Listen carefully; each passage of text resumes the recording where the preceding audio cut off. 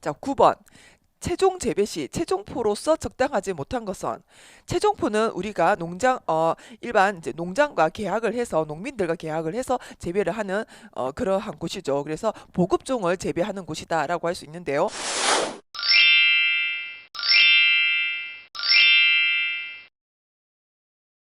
정수기에 강우량이 많고 습도가 높다?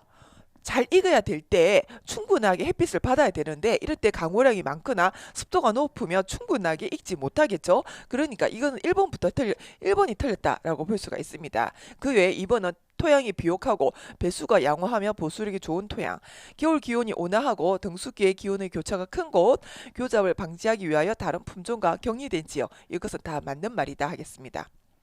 자, 10번. 고추, 무, 레드클로버의 종자의 형상은 자, 우리가 고추씨는 좀 제법 보셨잖아요. 이런 식으로 좀 생겼죠? 이런 형태를 난형이라 한다라고 할 수 있겠습니다. 난형.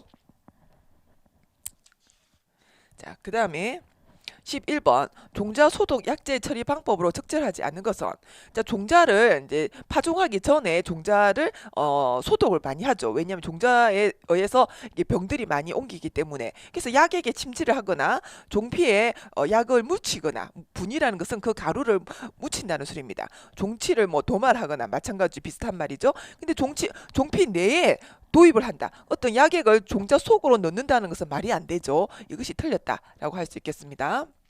자, 12번. 중복 수정에서 배유가 형성되는 것은 자, 중복 수정에서 배와 배유가 형성이 되죠. 배유는 어떻습니까?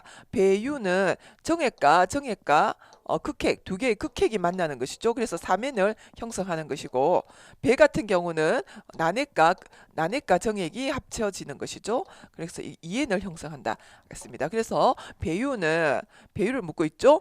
정액과 극핵이다 하겠습니다. 정액과 극핵 1번이 되겠다 하겠습니다. 자, 13번. 종자의 자엽 부위에서 양분을 저장하는 무배유 작물로만 나열된 것은 자, 무배유 작물의 대표적인 것이 뭐죠? 콩 종류죠. 콩가 작물은 이건 자엽이다. 떡잎에 이렇게 양분이 있다는 것이에요. 자, 배가 있는 것은 이런 벼라든지 밀이라든지 이러한 화분과 이러한 작물들은 주로 이제 당연히 배유가 있죠. 하지만 이런 콩이나 팥이라든지 이런 것은 배유가 없고 떡잎, 자엽에 이런 양분이 있다 하겠습니다. 그래서 콩, 상, 박과 배춧가. 콩상박과 배춧가는 뭐다? 무배유 종자다 하겠습니다. 콩과 상추, 박과 배춧가 작물들은 무배유 종자다 하겠습니다. 콩상박과 배춧가 이렇게 외우시면 되겠습니다. 14번.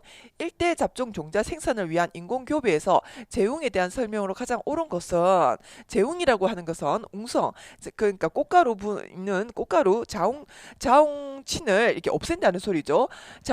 재웅에 대한 설명으로 가장 옳은 것은 개화전 양친의 암술을 제거하는 작업이다. 암술이 아니죠. 개화전 자방친의 꽃밥을 제거하는 것이다. 그렇죠. 자방친의 꽃밥은 자, 자방친의 암술과 수술이 다 있다면 자방친에는 암꽃을 사용하겠다는 것이죠. 암꽃을 사용하고 화분치는 다른 꽃가루를 여기에 묻히겠다 소리인데 그래서 이것을 없애는 것이죠. 없애는 거. 자, 꽃에서 그러니까 자방친의 꽃밥을 제거하는 것이 인공교배에 필요한 조처다라고 할 수 있겠습니다. 그래서 답은 2번이 되겠습니다. 자, 15번. 배휴면을 하는 종자를 습한 모래 또는 이끼와 교대로 청상을 쌓아두고 자, 습한 모래죠. 습한 모래. 그리고 여기에 이제 이끼에 있는 이제 종자를 여기다 자루에다 이렇게 종자 담기 있는 자루를 놓죠. 또 이렇게 층을 이루어서 또 모래라든지 이렇게 층층이로 이렇게 또 자루에 종자를 넣고 이러한 형태로 쌓아두고 저온의 휴면을 답화시키는 방법은 무슨 방법인가? 이는 청적처리라고 하는 것입니다. 청적처리, 청적법 이런 말을 씁니다. 청적법. 16번. 고구마의 개화 유도 및 촉진 방법이 아닌 것은 자, 고구마는 사실 여름이 지나서 이렇게 약간 초가을 요럴 때 수확을 하게 되죠. 그러니까 이것은 한마디로 말하면 단일 식물이다라고 볼 수가 있습니다. 단일. 그러니까 장일 처리한다는 것이 말이 안 돼. 단일 처리다는 것이요. 단일 처리는 보통 8시간에서 10시간 정도의 낮의 길이를 이렇게 접하게 되는 것입니다. 그리고 나팔꽃의 대목에 고구마 순을 접목한다. 그렇게 하면 탄수화물이 잘 내려가지 않고 이제 더 이렇게 한다 하는 것이요. 요렇게 한다. 이건 하는 것이 맞습니다. 그리고 고구마 덩굴의 기부에 절상을 낸다. 그리고 개화 유도, 이제 개화 유도를 이야기하는 것이죠. 그러니까 어떤 밑에 접목이 있고 위에가 나팔꽃이 있고 곳이 있고 고구마를 접목을 했을 때는 요쪽 윗부분에 이렇게 잎에서 만들어진 탄소 C6H12 O6인 포도당이 이렇게 집적이 되기 때문에 개화가 유도된다는 것이요. 탄소의 성분이 높아지면 즉 CN율이 높으면 화학 분화가 잘 되는 것이죠. 그렇기 때문에 이런 절상의 말도 맞는 말입니다. 이게 자르버리면 자 체간을 통해서 포도당이 내려가지 못하게 된다 하는 것이에요. 그리고 고구마 등불의 한상박피 마찬가지죠. 한상박피도 체간을 이렇게